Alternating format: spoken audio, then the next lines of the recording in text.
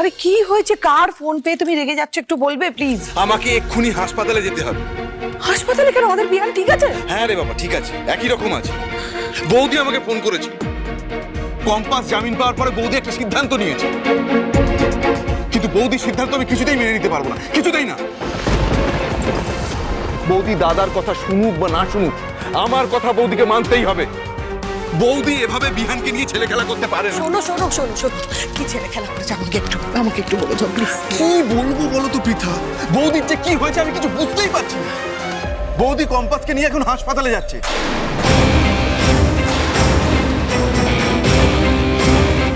বিহানকে release করিয়ে নাকি বাড়িতে নিয়ে আসবে এখন। কি বলছো? এই অবস্থায় বিহানকে বাড়িতে নিয়ে আসবে? এটা কি সম্ভব হয় এরকম? এটাই তো আমার রাগটা তো ওই কারণেই হচ্ছে। ডাক্তারের সঙ্গে নাকি কথা বলেছে, বাড়িতে এনে ট্রিটমেন্ট করাতে চায়। আমি হাসপাতালে যাচ্ছি। আরে শোনো, কেসটা বুঝতে পারছিস? খুব ভালো করেই বুঝতে পারছি। চিনিমা ছোটদা ভাইকে এই বাড়িতে আনতে চাইছে কেন বলতো? উনি যাতে আর কোনো গন্ডগোল না করতে পারে, কাউকে যাতে এই বাড়ি থেকে বার করে না দিতে পারে, তাই জন্য। আচ্ছা, কম্পাস তো এই বাড়ি থেকে আসবে? হ্যাঁ আসবে তো বটেই। আর কম্পাস আসা মানে ও আর ছোটদা ভাই এবার একসঙ্গে থাকবে, আর একসঙ্গে থাকা মানে তো ওদের বোঝাপড়াটা ভালো মতো হয়ে যাবে। তাহলে মোনাটি কি করবে? তুই এক কাজ কর, তুই মোনাকে একটা ফোন কর।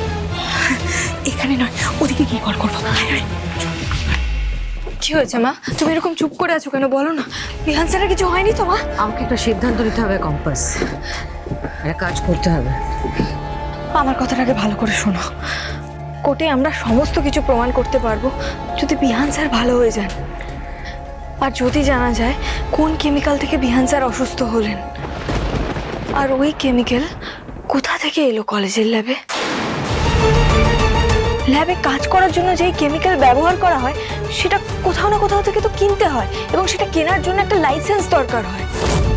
বেআইনিভাবে এইসব জোগাড় করা সম্ভব নয়, আমার মতো সাধারণ মেয়ের পক্ষে তো অসম্ভব। তাহলে কে আনলো এই কেমিক্যাল ল্যাবের মধ্যে? আমি যেদিন মিথ্যে করে বলেছিলাম না আমার শরীর খারাপ, পুলিশ আমাকে নিয়ে এসেছিল এখানে চেক আপের জন্য, ডাক্তারের সাহায্য নিয়ে আমি বিহান স্যারের কেবিনে ঢুকেছিলাম। সেদিন আমি কয়েকটা রিপোর্টও দেখেছিলাম, কিছু নোটসও নিয়েছিলাম, কিন্তু সবটা ভালো করে দেখার আগেই মোনা ম্যাডাম চলে এসেছিল। শোনো না মা, তুমি বরং ডাক্তারবাবুকে বলো ফাইলগুলো দিতে। যার কাছ থেকে এই কেমিক্যালটা নেওয়া হয়েছে সে ধরা পড়লেই জানা যাবে কে ওই ঘরে কেমিক্যালটা রেখেছিল। হবে, সব প্রমাণ পাওয়া যাবে। তার আগে আমি একটা কাজ করতে চাই, আর সে কাজটা আমি করবো তোর কথা ভেবে। আমার কথা ভেবে? কি মা? এই যে এই ঘটনাটা ঘটার পর সবাই ভাবছে তো যে তোর আর বিহানের মধ্যে অনেক দূরত্ব তৈরি হয়ে যাবে। হবে না, বরং উল্টোটা হবে, তোর আর বিহানের সম্পর্ক পূর্ণতা পাবে। আমি ব্যবস্থা করবো সেটা।